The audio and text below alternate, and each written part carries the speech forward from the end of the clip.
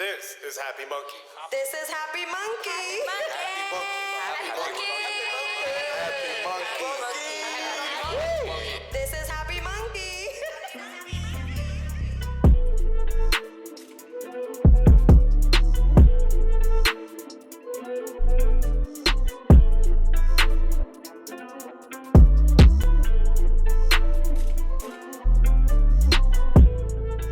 Hello, no one is available to take your call. Please leave a message after the tone. What's up, y'all? It's your girl, Little Bit. Happy top of the morning. Happy Monkey to everybody out there. Hope you guys are staying safe, stay productive. We out here. What's going on, everybody? This week, the podcast has a sponsor, ArdentCannabis.com. They're known for the Ardent Nova, which is a decarber, but now they have a new Ardent where they decarb and infuse in the same device. So if you use our code MONKEY, MUNKEY, when you're checking out, you get $30 off your purchase. So please go on and check them out. They got a bunch of other devices. Hey, you might get lucky and find something that'll help you cook in your kitchen.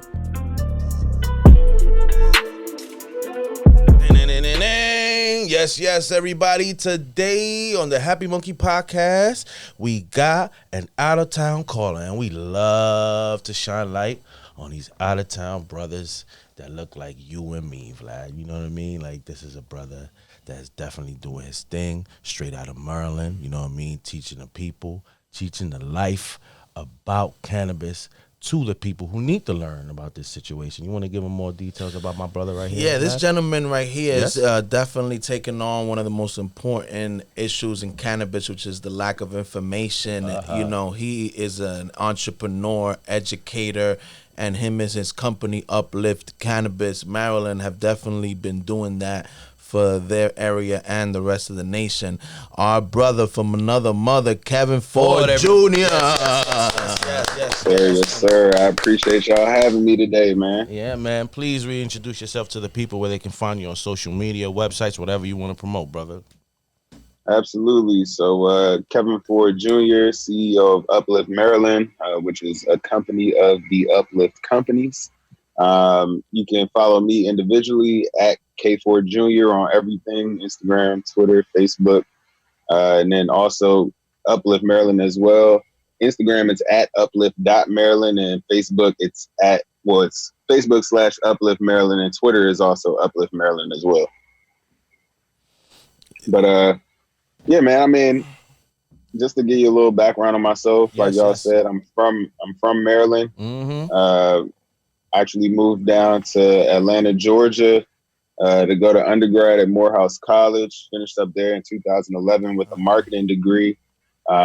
During my time, I would say I was a broker of sorts. You know, that was a lot of my interest and entrance into the industry.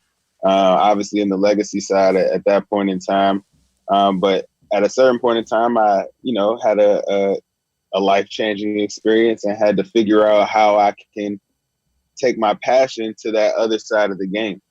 And seeing my sister Hope Wiseman get her dispensary started and having Shout out to Hope, man. She's the homie too. She's been on the shows also.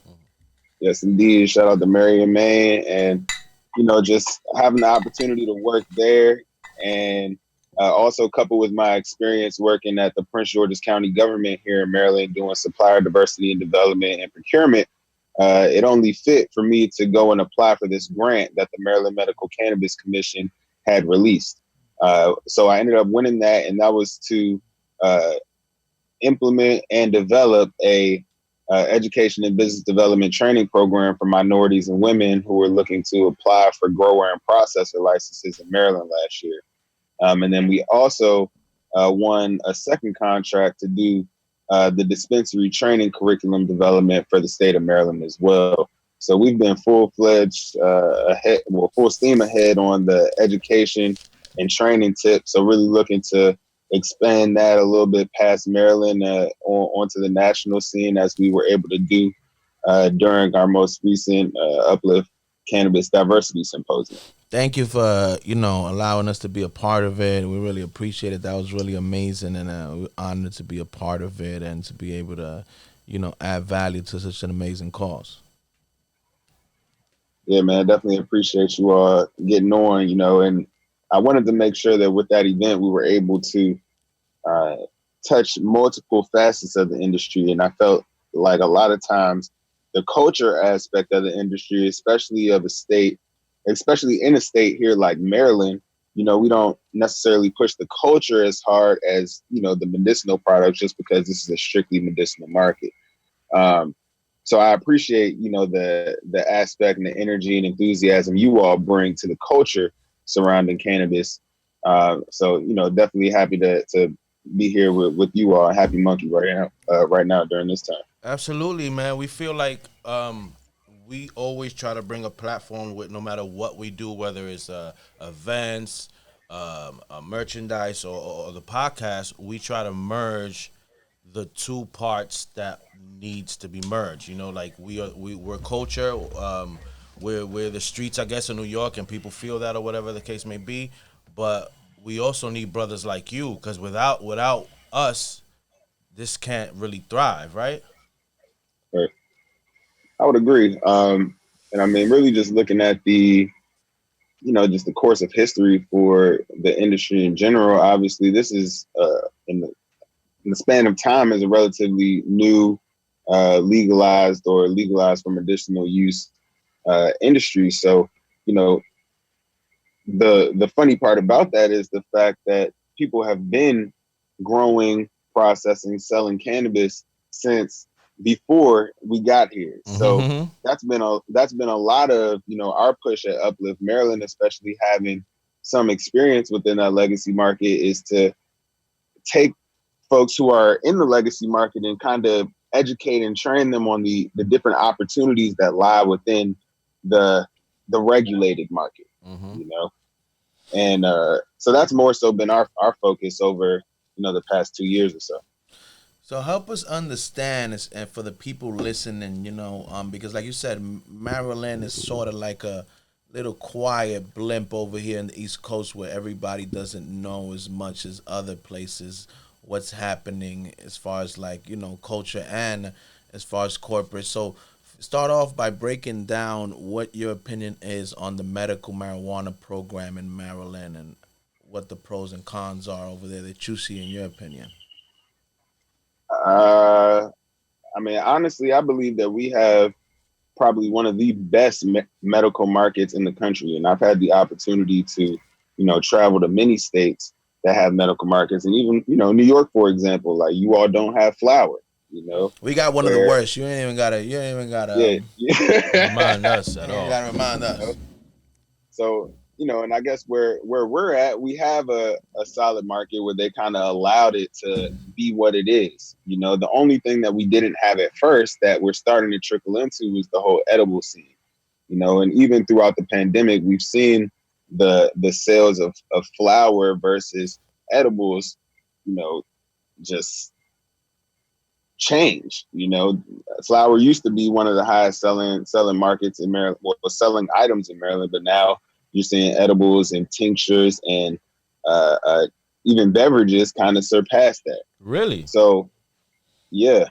And cartridges have taken a major fall due to the vape crisis last year. Yeah, they definitely here in New York. They definitely have gone really quiet after the whole vape gate thing.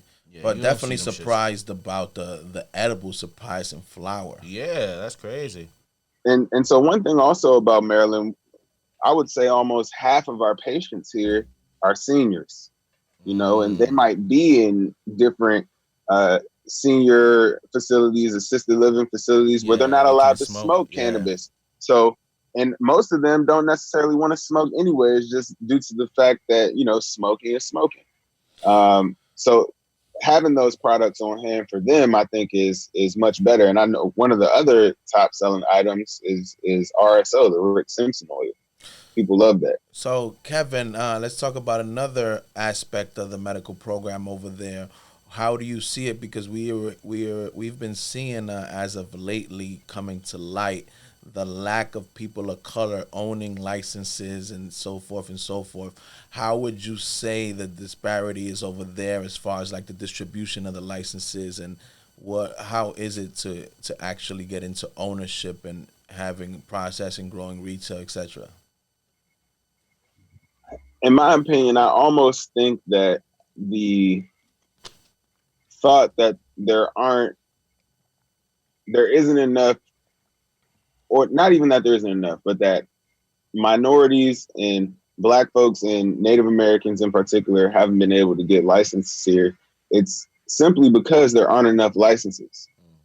You know, so there's a lack of access of licensing over there. So do you know? I have an idea how many the state has released as far as like retail or in general. Yeah. So currently there's 22 growers, 28 processors, 78 dispensaries. It might be 80 now. So I mean, dispensary wise, we're doing well. We have one of the best dispensary per capita in the country. But on the growing and processing side, it's monopolized. You have sorry about that. You have companies like Verano, who, you know, is purchased by Harvest. So now that's two companies in Maryland that are converging. Then you have Curaleaf that just signed a deal with Grassroots. That's another two companies that's converging. And now they're just forming monopolies where they're just going to continue to buy this shit up until everybody wins. But I guess what most people are fighting for when it comes to the equity is being able to have Black folks that have their piece here, that they can include in that big pie to still get bought out, you know? And out of that number that you mentioned of licenses, do you have an idea of the percentage of ownership of people of color? Well, they release diversity numbers and they say a certain percentage, but I mean, when you really look at like people who are at the forefront of these licenses, and not necessarily considering the applications from last year, because we still don't know who exactly won those licenses, but the ones from before, there's really only one company that really has like a Black CEO, you know, and that was just on the processing side. So, I mean, zero for 16 growers and 1 for 18 processors. How many for retail?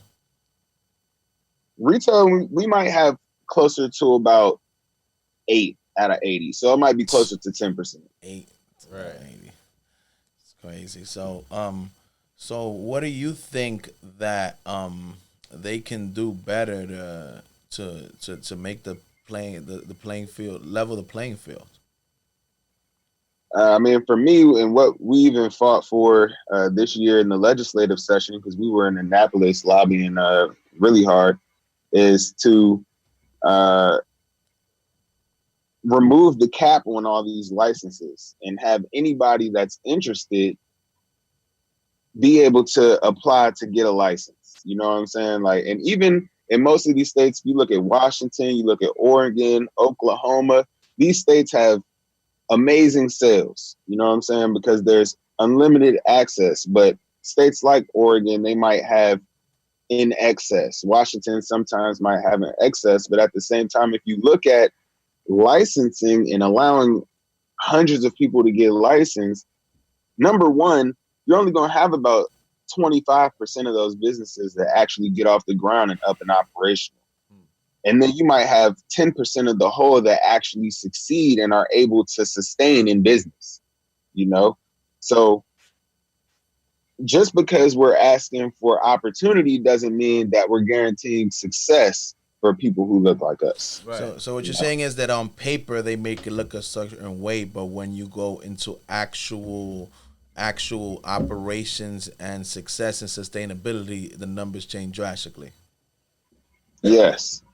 And I think we're seeing that right now, even because you have states like Maryland, states like Nevada, where you have independent dispensaries that don't necessarily have the backing that these bigger companies do that are part of a corporate conglomerate, you know. So then those folks, they don't have the money per se to buy these large lots of product. Like there's some growers and processors who are forcing these small dispensaries to buy a shitload of concentrates just in order to get a little bit of flower, you know?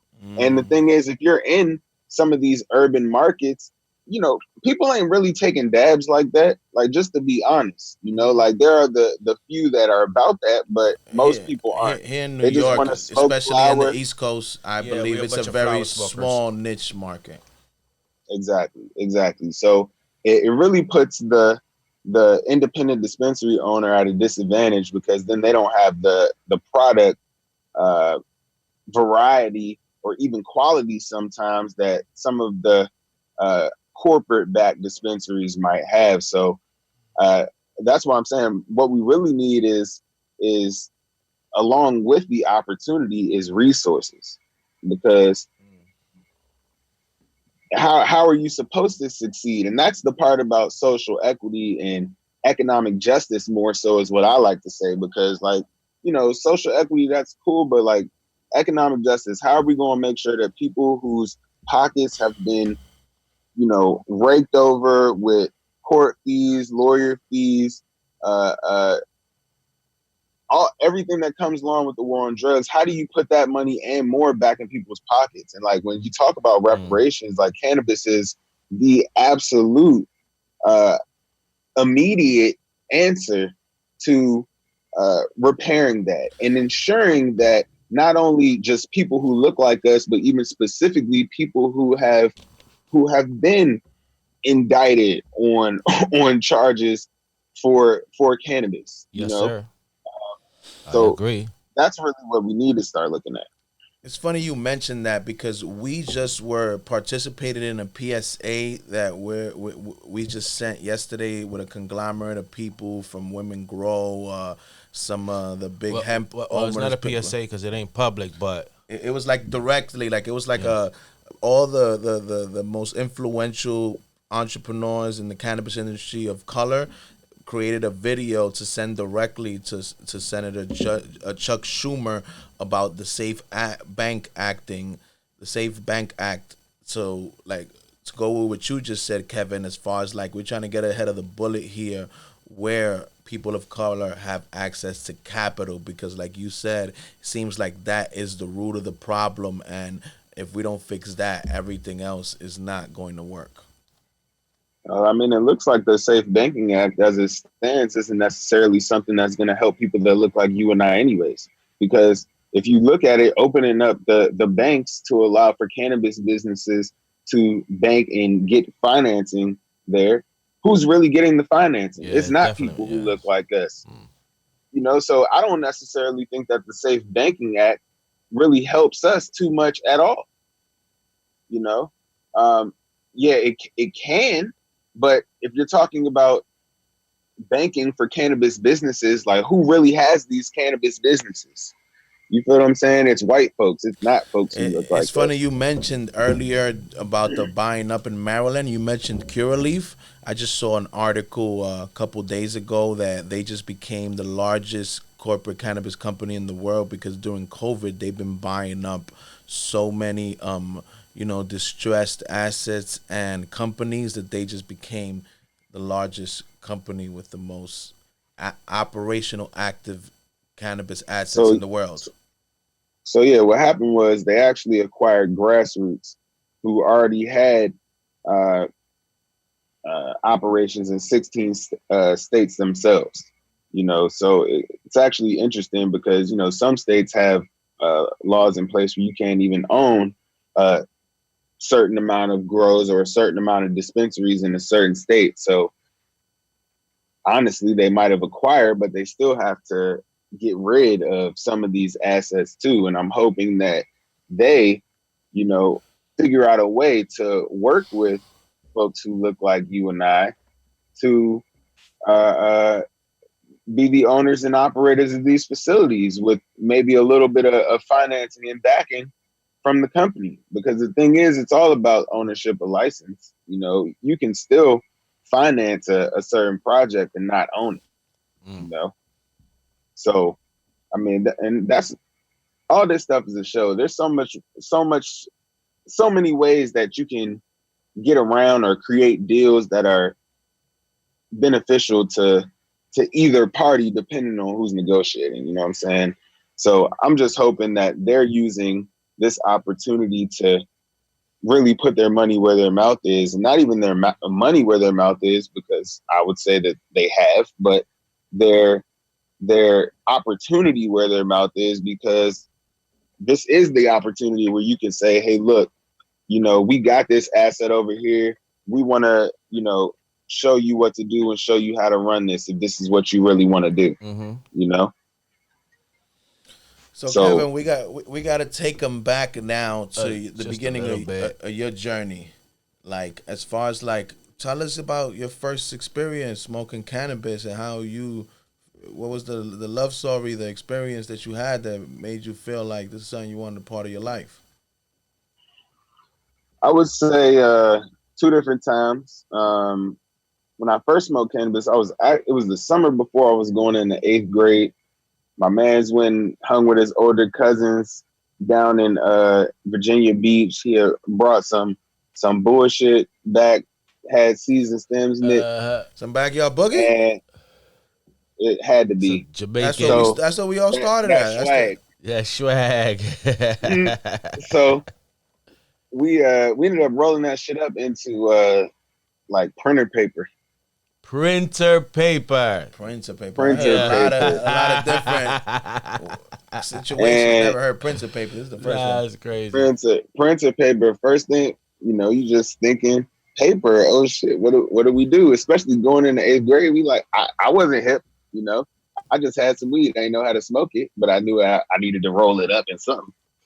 And so, and then it's funny because even the next year we had same thing. One time in the summer, ended up rolling up in like a brown paper lunch bag that time. Ripped a piece of that joint off. You got high though? Did you get high? I think the second time, yes. The first time it was an unpleasant experience just because of the printer paper. You know what I'm saying? Like that shit, that was not it. So I guess I didn't smoke again after that until after basketball season, my senior year in high school. Okay. And at that time, it was, I think I rolled a Philly. It was like the first thing I rolled when I was back. That's what Strawberry Philly. Before. You gotta tell the youngins. See, you gotta school the youngins because this is where the actual word blunt comes from. Philly blunts. Exactly. So rolled that joint. That shit was straight. Smoked that shit because I actually went to school in Virginia.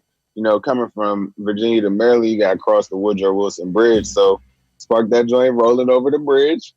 Had a nice little smoke, and I think that right there was like, damn, like I actually fuck with this shit. Yeah. Because years ago, I didn't know what I was doing or what was going on, but that was really that moment. And then secondarily, I was in college and I get bad migraines, and I had to catch a flight home. And usually, like if I catch a migraine, man, I'm down. Yeah, I'm done for the day. But one time I caught this migraine my freshman year, smoked this blunt, and for some reason, like I could keep going, and I made it home that night. And it was no other reason in the world that I wasn't asleep other than smoking. And that right there was like, hold up, I'm really on to something. If I'm getting these headaches, I've been getting them since 6th grade, you know. Okay, this might be like the answer to my problems and shit. So that's where I really fell in love, and I became more so a hobbyist for it, you know. Whether it was the flower or the smoking devices or just the overall roll-up process with the papers and the tips and just different grinders and shit, you know. So that's really where I fell in love with cannabis at. Kevin, like I said, you know what I mean? So many of us, you know what I mean? You know, you guys are so close, but like we don't know as much of what goes on. Now, the next question I'll ask you is about the culture. You growing up and when you going to school, how was the cannabis culture over there? Meaning like what, you know, How was it like in the legacy market? What people were smoking on? What was the vibes? You know. So, and you talking about in like high school or in college? Oh, either one, you know what I mean? Like, just in general, your experiences, It's usually high school. High school is where the culture. Well, that's when you developing culture from your hood and wherever you from, and the slang and whatever you wearing and whatever you smoking at the time. Whether it's Philly blunts or joints or whether it went into swishes. I don't know. What the strains that was going on at the time, whatever, I would say in when I was in high school, it was definitely like Fire Red, KB. It was like some Reggie ass shit. You know what I'm saying? And but then when I went to college, it was actually the week of my freshman year homecoming. Ran up on this perp. Shit was like gray and purple. Gray and purple. I was like, Daddy Purple was coming. It was the GDP, and I was like, damn, this is real weed. Rolled that shit up, and that shit was like, I'm here. I'm on my shit. What was now. going on? Dimes, 20s, eighths? Like, we trying to understand how it was going definitely down. It was probably more so like 0.8 for a dub. That's what we trying to get to right there. Yeah. Yeah, they go cop. Go cop a couple dubs for you and the fellas. College night, get some Phillies. It's on.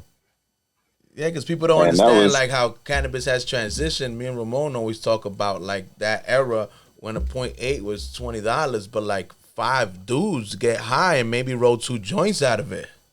Right.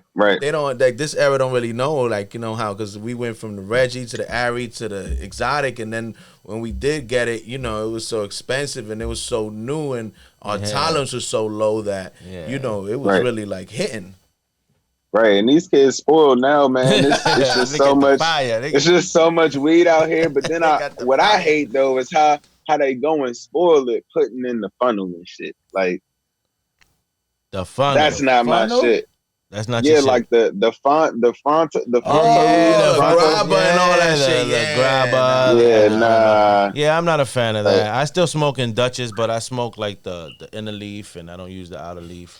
But all that backwood and the grabber and all that, that's too much. I can't. I don't smoke cigarettes, so I'm not into like. Yeah, nah. I've actually been straight papers since 2010.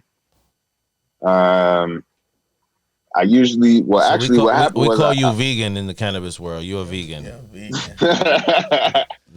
no beef. I went out to London, and they didn't really have like, well, their blunts were stale as shit. Like, yeah, it's over. You didn't want them, So, but the weed was fire though. So I had to get something. So they had these Rizla papers. We were staying with some nurses, and they smoked and shit. And they had these Rizlas out there. And that was my first introduction to papers. And from that point on, I was on it. I love the Rizla papers. They smoke like clouds. But while we talking about papers and it's on my mind, let me shout out Bouquet Rolling Papers too. Let's shout them out. Y'all head to them. Let's shout them out. It's a rolling paper company out of DC. My frat brother owns it. And you should definitely look that up at Rolling Bouquets. So now we got to understand what was the epiphany when you decided to take this journey as far as being an entrepreneur and being an educator with Uplift Cannabis. What was it that you saw that you felt like this could be a career, and you could, this could be something that, you could base your time, energy, and, make it a career? So when I became a patient myself, I kind of realized that it was a relatively hard process. And I knew that it was going to be hard for a lot of other people to kind of figure out and navigate that. But once I figured that out, I said, hey, look, the company that I went to, I said, look, if I was to send you some patients, would you give me a referral fee for the patients that I send you? And she told me that if I sent her 100 patients a month, that she would give me a referral fee. And that was the day that I started Uplift. Because I originally started Uplift to do like the patient certifications, not necessarily the education and training. The education and training is more so what I kind of just fell into based on my professional background doing supplier diversity and development. What year was this when this journey started? I started Uplift in 2018, actually. August 2018. We are just coming up on 2 years. 2-year anniversary. Appreciate it. So what would you say have been some of the pinnacles as far as like, the company that, you felt like you guys have reached, and, that you say some high accolades that you guys have made an impact with? I would say that, definitely winning the grant, but even aside from winning the grant, being able to conduct the program and as professional of a fashion that we did, we also had over 450 aspiring cannapreneurs, as we called them, sign up for the class before the class actually started. And then by the time that the program finished, we had over 1,000 people that were signed up and interested. So, we were really able to kind of put the medical cannabis industry to the forefront of our community here.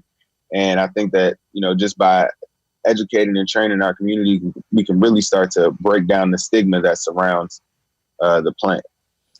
So for the people listening, Kevin, like, give a few analogies of like, if, I signed up for Uplift Cannabis and, I was, going to take this class, in what ways could I benefit, and what would I be trained for? So, so far we've had 2 different types of classes. It's either based on more so entrepreneurship, starting your own business. So in that class, we walk through the state and federal laws. We walk through actually going in through the process of brainstorming and picking your name and filing that LLC, getting your EIN number. Then we go into business planning. And then from there, it's marketing. Then we talk about industry best practices, depending on the sector that the aspiring cannapreneur wants to go into. And then we also talk about accounting, banking, financing, and taxes, which is obviously one of the big killers to folks who look like us getting into the industry anyways. And then the second class that we do is on the training side for employment. We have a dispensary agent training class that we're about to launch pretty soon.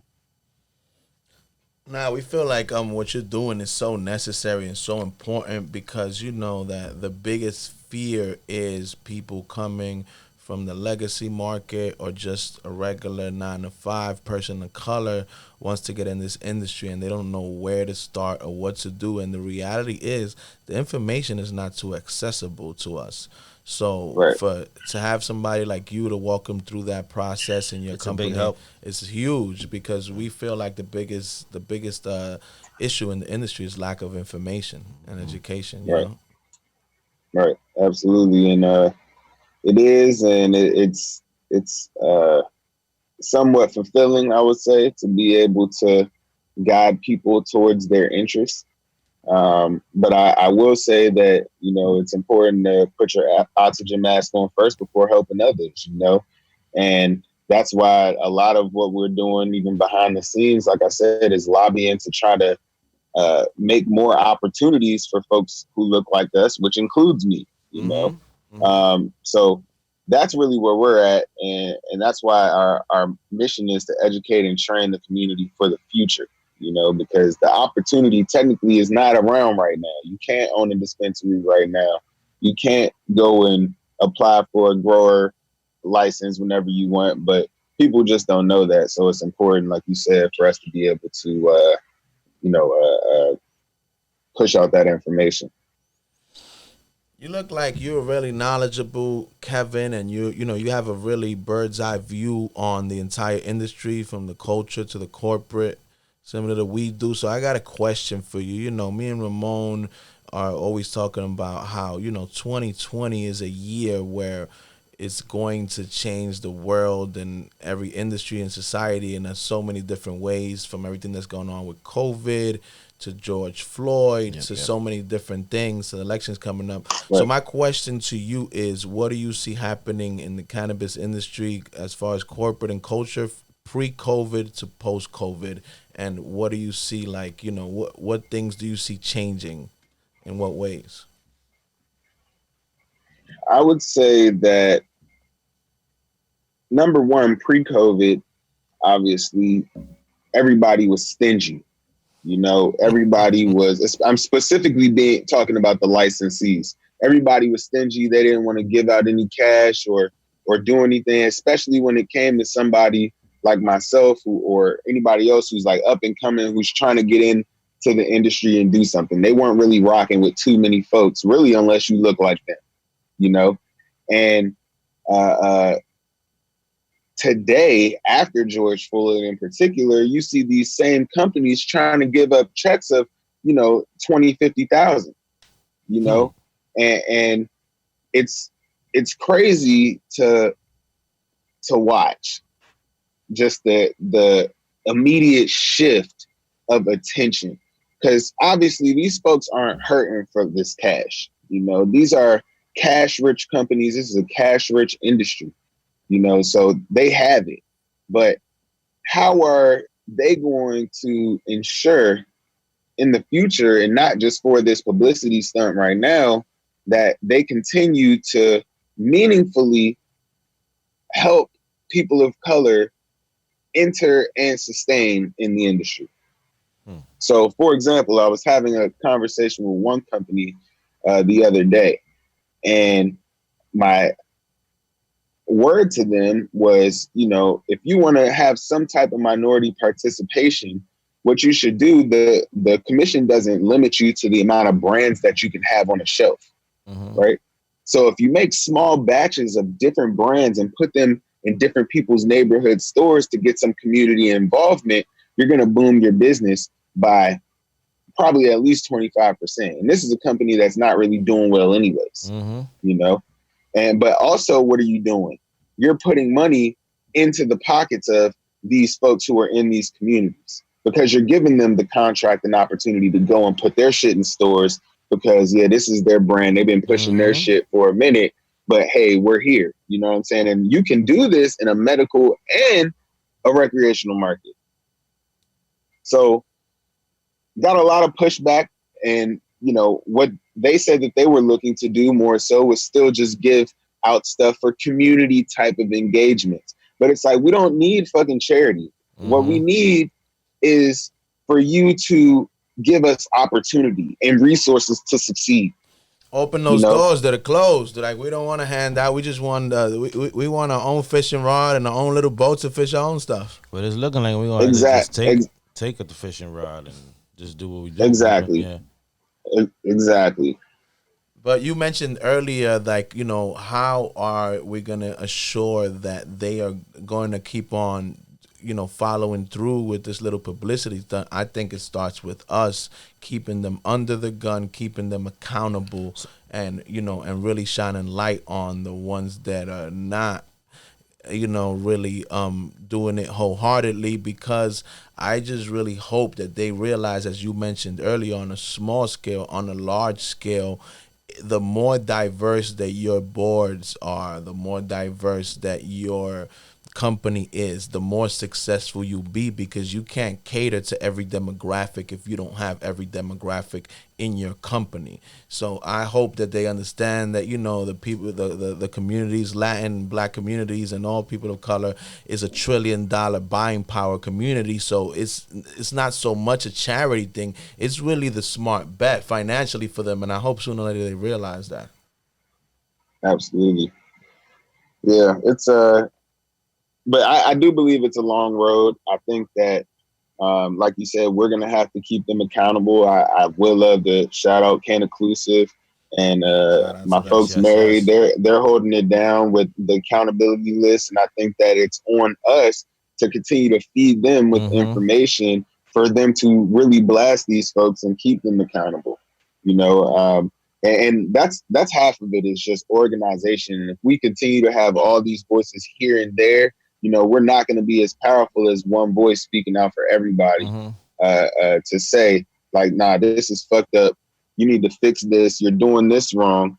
But it's also that corporate responsibility in those companies to say, okay, you're right. We're going to do what we need to do to make sure that we're more inclusive. But let's be honest, these people don't give a fuck. This ain't about white. This ain't about black. This is about green. Money. Yeah, that's about money. Both greens, man. You know what I mean? So again, so I want to ask, right? So I want to add a little bit, right? So right now, let's say all the states become recreational. All that is great. And let's say tomorrow everything becomes recreational, but it's still not federal, right? So what stops them for instead of targeting their people? What stops them from targeting us? You understand? Because the feds can still do whatever they want. Well, not necessarily right now, and that's been a lot of the headlines because during the Obama era they put in, the stop to the funding for federal investigations on state programs, and right now, they're trying to reverse that.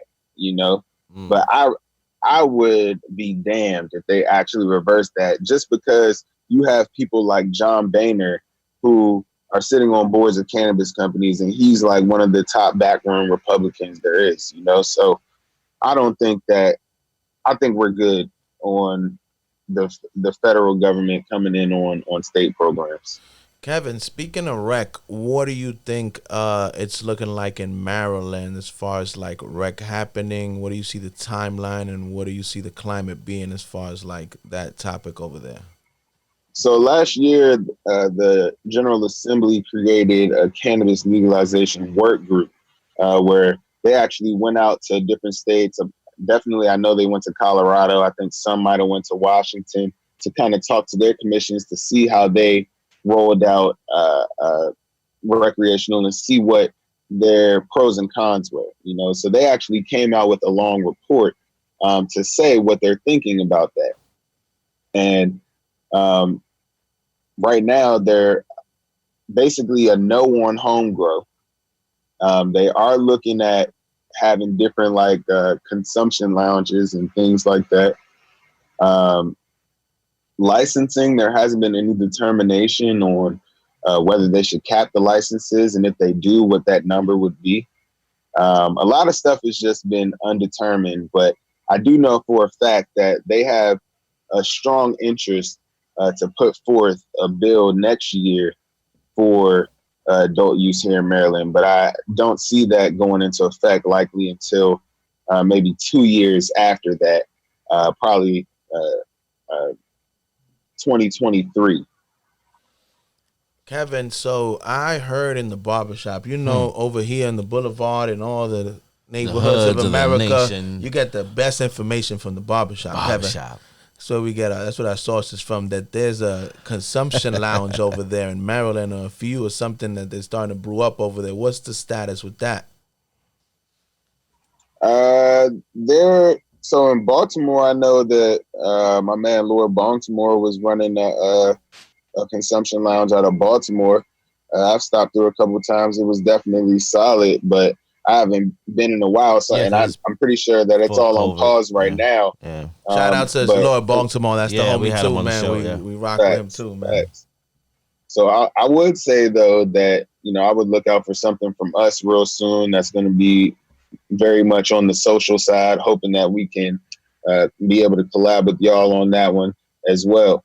I think it's something that y'all would appreciate for sure. Yeah, we all about that life, Kevin. That's where we got our start at, was with events. That's where we made our bones. That's where we made our bones, and that's where our heart is. We're just waiting. We felt like we was a little too ahead of our time, waiting for the rest of the world to catch up so we could dive in deeper and more national and more global when they do.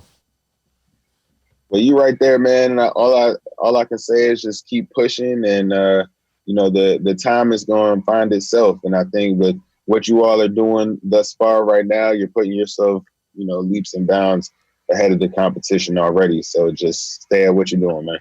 Nah, man. Like you said earlier, it takes all of us, right? So we definitely need Kevin's resources, like Kevin need Ramon and Vlad and David, and we all need each other at this point, because if not, we ain't really gonna make nothing happen.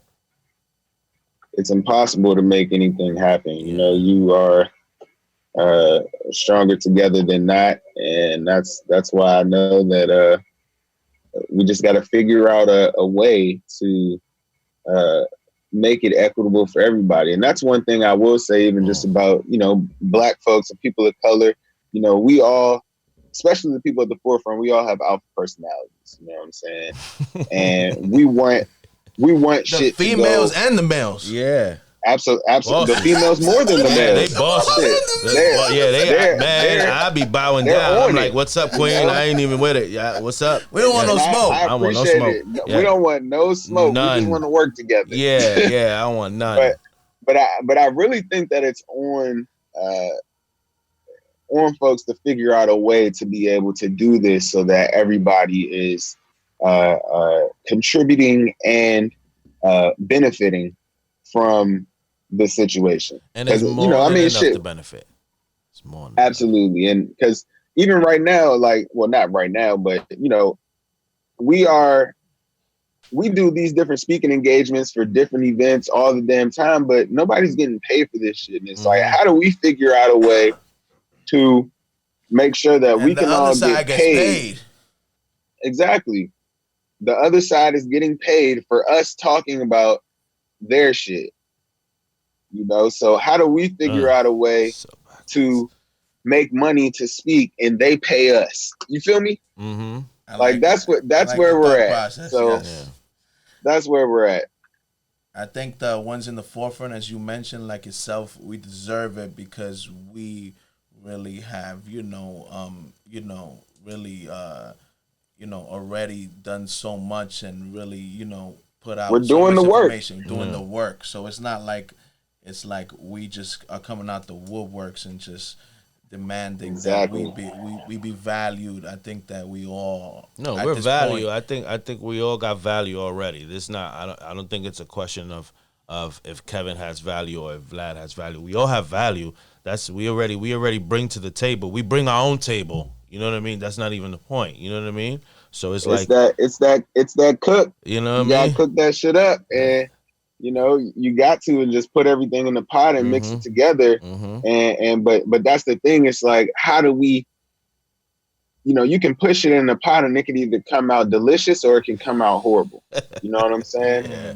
So we just need to figure out how to cook some deliciousness up and some nice gumbo. Get it ready. Absolutely. Kevin, it's time for the $1 million question, and I'm really, really interested in hearing your opinion because we value it. And we ask every guest that we ever had on the podcast, if you had to describe Happy Munkey, the movement, the event, everything you know about it, the company, in one word, what would it be and why? Yeah, I'm curious because you like from the outside in, and we like to hear this perspective view. I think I would have to lean towards enthusiastic. I think you all bring. I think that you all bring a different type of energy to this that is truly appreciated. Because sometimes folks can get real high and be real low. But you all always keep the energy up, the excitement, just the everything around y'all, just the momentum you all have, and that I just see the trajectory. You know what I'm saying? And I think that enthusiasm is what's going to sustain your perseverance as you start to go to the next levels. Thank you, man. That's a super appreciated. Super appreciated. Thank you for those kind words, Kevin. Now, we need you to tell all the people what should they expect for the rest of 2020 from Kevin, from Uplift Cannabis, from all the amazing things you're doing, and where they could find you and what should they look out for.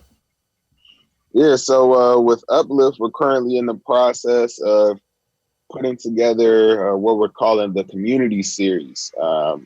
It's specifically for Maryland. and it's actually sponsored by Select, which is a new Curaleaf brand. So with that, basically what we're doing is just educating our community to try to end the stigma.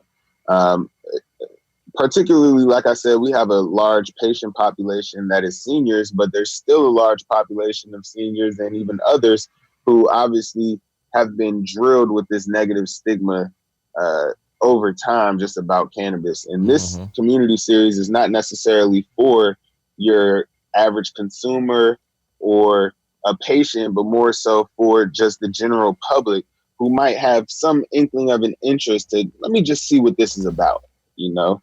And so that's where we're at with that. We're doing one event a month for that. And then we're also, like I said, about to come out with a new social, not social platform, but a social experience where you'll basically be able to consume with different folks and have different conversations, and it'll be exciting. We're also putting together different times to have cannabis networking for both people who are already established in the industry or people who are interested to be able to just do speed dating type of networking on certain days of the week, just to make sure that everybody has the opportunity to collaborate. Because like you said, you can't do this alone. You know, together, everybody achieves more. That's what team is, you know. Where can everybody keep log into to keep updated on all these things that you're gonna do? I would say the best thing to do is to follow us on Instagram. It's Instagram.com/uplift.maryland or @uplift.maryland.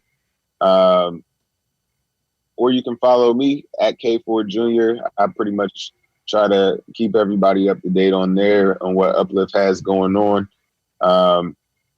But yeah, man, we're around. We're really trying to, like I said, we're 2 years in now in a couple weeks, and just trying to take the company to that next level. Because I really think the third year in business is truly a crucial year to ensuring that you actually stay in business.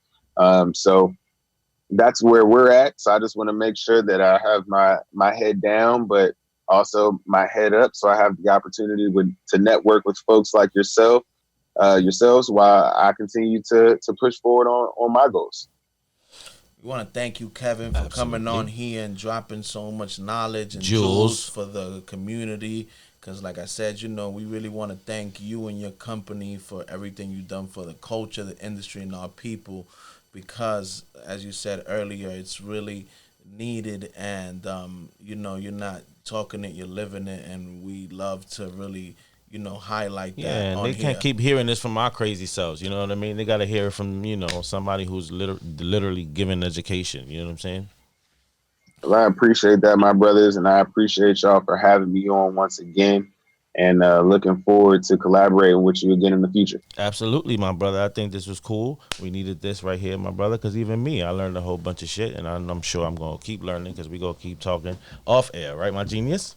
You already know. Yes, indeed.